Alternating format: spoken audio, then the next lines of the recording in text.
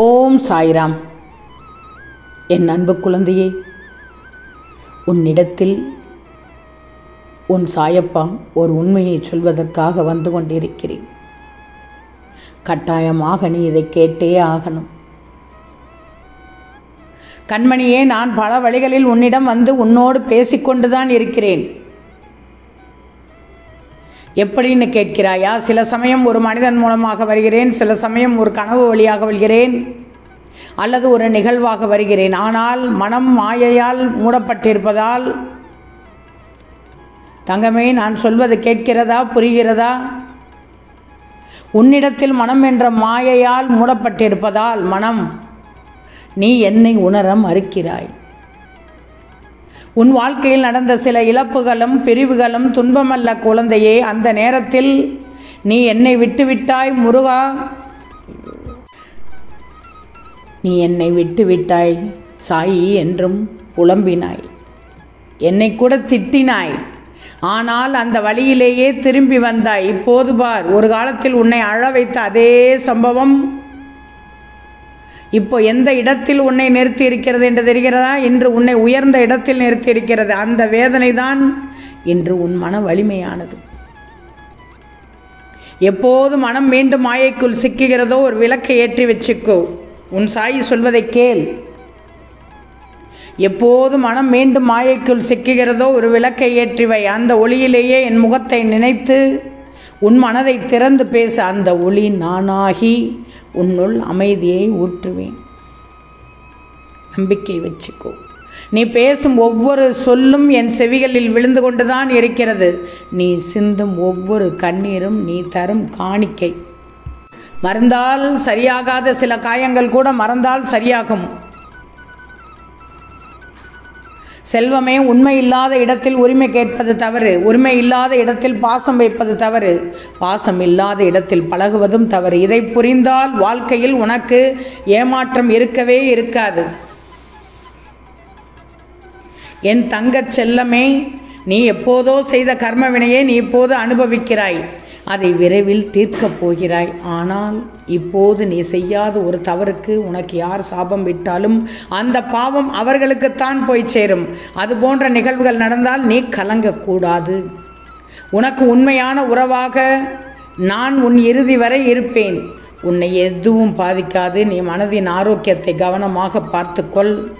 துஷ்டர்களிடம் சரிசமமாக வாதாடாதே. வேண்டாம், எதையும் நிரூபிக்க முயற்சி செய்யாதே. பொறுமையாக இரு. நான் இருக்கிறேன், உனக்கு கவலையே படாதே. ஒன்று மட்டும் நல்லா தெரிஞ்சிக்கோ, உன் மகிழ்ச்சிக்கான சாவி நான் தான். உன்னை அவமானப்படுத்துகிறார்கள் என்று வருத்தம் அடையாதே. கடந்த கால வருத்தங்களையும் எதிர்கால பயத்தையும் நீ உன்னுள் நிரப்பக்கூடாது. சோகத்தில் மூழ்கி விடுவாய். சாயின் மேல் நம்பிக்கை வை. சாயின் மேல் நீ முழு மனதோடு நம்பிக்கை வைக்கணும். மனம் லேசாகிவிடும். சந்தோஷத்தில் மிதந்து விடுவாய். கவலைப்படாதே. யோசிச்சு மட்டும் உன் வேலையை பார். நீ யார் என்று உனக்கு காட்டுவதும் அவர்கள் யார் என்று உனக்கு புரிய வைப்பதும் அவமானம் மட்டும்தான். உண்மைதானே? நான் சொல்வதை கேட்டுக்கோ, புரிஞ்சுக்கோ. கவலைப்படாதே. பக்தியோடு சாயி என்று என் நாமத்தை பதிவிடு. இப்போது பக்தியோடு சாயி என்று என் நாமத்தை பதிவிடு. உன் நிலை மாறும். காலம் மாறும். காட்சிகள் மாறும். இந்த நிலையும் மாறும். ஏன்னா சர்வமும் உன் சாய்தான் உனக்கு. ஓம் சாய், ஸ்ரீ சாய் என்று பதிவிடு தங்கமே.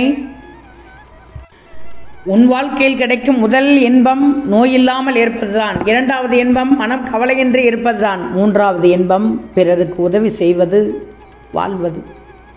உதவி செய்து வாழணும். தீர்க்க முடியாத துன்பம் என்று ஒன்று உன் வாழ்வில் கிடையவே கிடையாது. நம்பிக்கைதான் எதிர்காலத்தை உருவாக்குது தங்கமி, புரிஞ்சுக்கும். இப்போ நீ யாரும் உனக்கு பக்கத்தில் இல்லைன்னு நீ நினைக்கலாம். ஆனால் உண்மையில் நான் ஒவ்வொரு நொடியும் உன்னை காப்பாற்றி கொண்டு தான் இருக்கிறேன். நீ தடுமாறலை. என் பாதையை பார்க்கத்தான் நேரம் வாங்குது. கவலை வேண்டாம், சாயின் மீது முழு நம்பிக்கை. ஒரே ஒரு நம்பிக்கைதான், இதுவரைக்கும் நடத்தியவர் இனிமேலும் நடத்துவார். பயப்படக்கூடாது, உன் சாயி நான் இருக்கிறேன். உன் வாழ்க்கையில் நீ யோசிக்காமல் எடுக்கும் ஒவ்வொரு முடிவுகளும் உன்னை வாழ்நாள் முழுவதும் யோசிக்க வைத்துக் கொண்டே இருக்கும். ஞாபகத்தில் வச்சுக்கோ. உன் சாயி சொல்கிறேன், உறவுகளோடு கூடி மகிழ்ச்சியாக இருக்கப் போகிறாய். அப்படிப்பட்ட தருணம் வந்துவிட்டது. ஆனால் அந்த உறவுகளிடம் பேசும்போது வார்த்தையில் மட்டும் கவனமாக இரு. பேச்சு குதற வைத்துவிடும். பேச்சில் தடுமாறினால், கவனம் சிதறினால் வேறு விதமாக சென்றுவிடும். அவசியமற்ற விஷயங்களை பற்றி பேசாதே. செலவுகளை திட்டமிட்டு செலவு செய். நிறைய செலவுகள் இருக்கிறது உனக்கு. அதிகமாக செலவு செய்துவிட்டு பின்பு அவதிப்படாமல் திட்டமிட்டு செலவு செய்யணும். உனக்கு வர வேண்டிய பணம் வந்து சேரும். நெருங்கிய உறவொன்று உன் மனம் காயப்படும்படி பேசியிருந்ததால் ஒரு சில இடத்திலிருந்து பணம் வருவது நின்றுவிட்டது. பயப்படாது, அதற்கான வேலையை நான் பார்த்துக் கொள்கிறேன். நிச்சயம் உன் பணம் உன்னிடத்தில் வந்துவிடும். நான் சொல்வதெல்லாம், என் பிள்ளைக்கு நான் சொல்வதெல்லாம் எப்போதும் ஒன்றுதான். ஒருபோதும் ஒருவரையும் குறை கூறக்கூடாது. குறை சொல்பவர்கள் குறை சொல்லிக்கொண்டே இருக்கட்டும். அது உன்னிடத்தில் ஒட்டாது, ஒட்ட விட மாட்டேன். நீ எப்பேற்பட்ட பிள்ளை, எந்த தகுதியில் இருப்பவள் என்று எனக்கு தெரியும். அதை பற்றியெல்லாம் கவலைப்படாதே. சாயின் பிள்ளை ஒருபோதும் ஒருவரையும் குறை கூறக்கூடாது. உன் வாழ்க்கையில் வரும் ஒவ்வொருவரும் உனக்கு ஏதோ ஒன்றை கொடுத்துத்தான் செல்கிறார்கள். நல்ல மனிதர்கள் மகிழ்ச்சியை தருகிறார்கள், தீய மனிதர்கள் அனுபவத்தை தருகிறார்கள், மோசமான மனிதர்கள் பாடத்தை தருகிறார்கள், சிறந்த மனிதர்கள் நினைவுகளை தருகிறார்கள். உண்மைதான். செயல்களை பற்றி சிந்திக்கும் போது உன் அறிவு சொல்வதையும், அன்பை பற்றி சிந்திக்கும் போது உன் மனம் சொல்வதையும் ஏற்றுக்கொள்வதுதான் நல்லது.